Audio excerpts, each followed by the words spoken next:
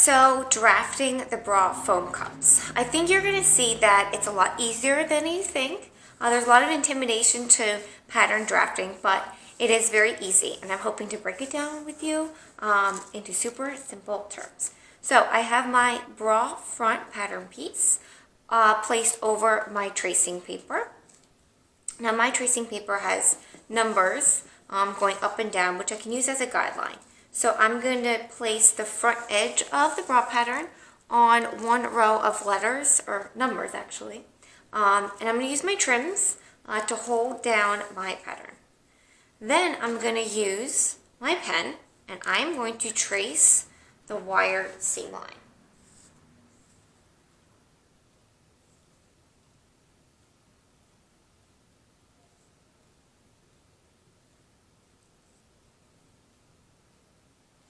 I'm placing a couple dashes. I'm using a dashed line to mark the wire seam line.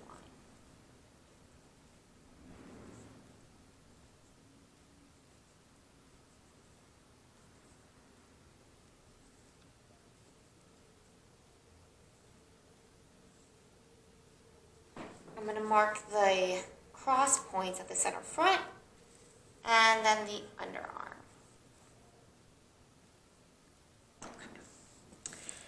And basically, I'm going to use the bust dart to create the curve of the bra, the foam cups.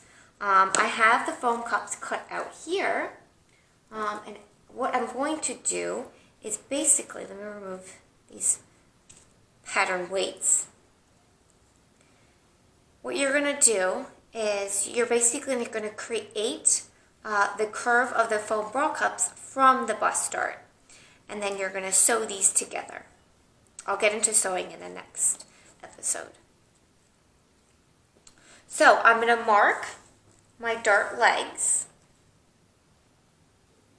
right here. And then I'm going to mark my dart point.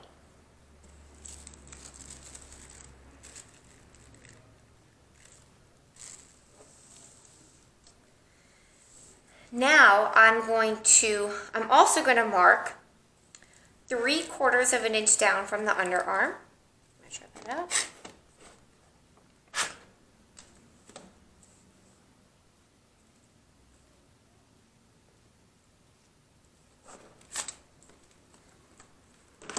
And then 1/2 of an inch from the center front.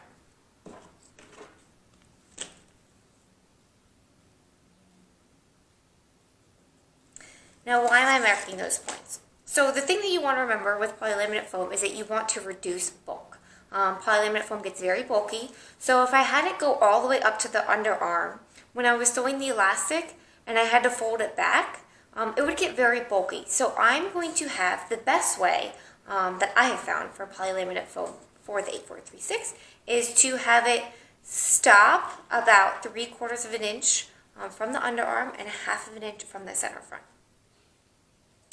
So once I've traced all of that, made all my markings, just double checking, yep, I'm going to remove this. And I'm going to create the shape of the bra foam cups from this shape. So I want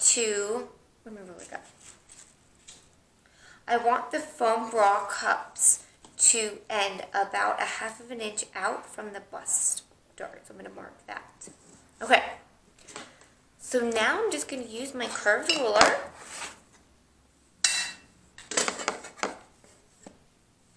and create a nice curve.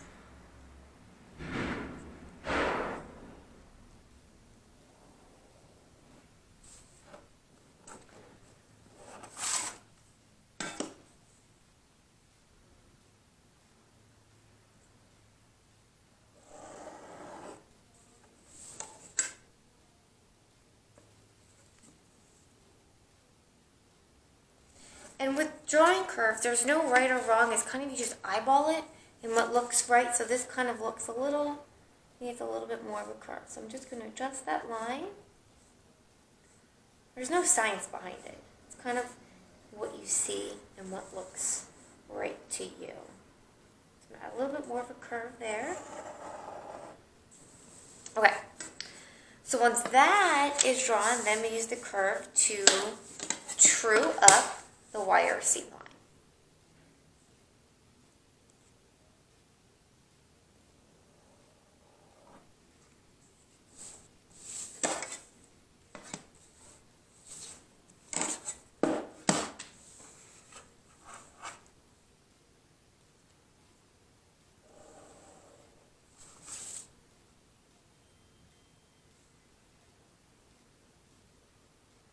Then the last thing is I'm going to create a smooth curve from those dark points that I marked.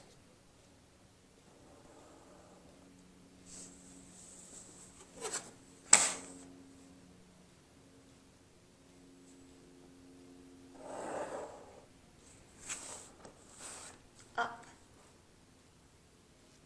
to the point that I made that's half an inch above the dark point. And those are my bra foam cups. So this is the inner cup, and then this is the side cup. Oh, one thing is that, so I'm not going to add seam allowances to here or here. In the next episode, I'll go through sewing the bra cups, but for now, just know that these are butted together, and then use a zigzag stitch to attach them, and then you finish the top of the bra cup with either a serge or a binding.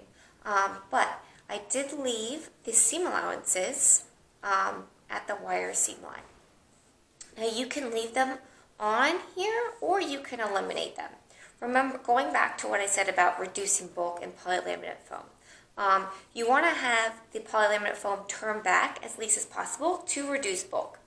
So if you keep the seam allowances here, I've done both. I've sewn it with the seam allowances and without the seam allowances. If you include the seam allowances, when you attach the bra foam cups to the front pattern piece, you're going to sew them all as one. If you remove them, then you're going to have to sew the channeling to the lace front and then set the bra foam cups inside. I know it sounds really confusing, but once you start sewing it, you can visualize it. But know that you can keep the seam allowances here or eliminate them. Totally your preference.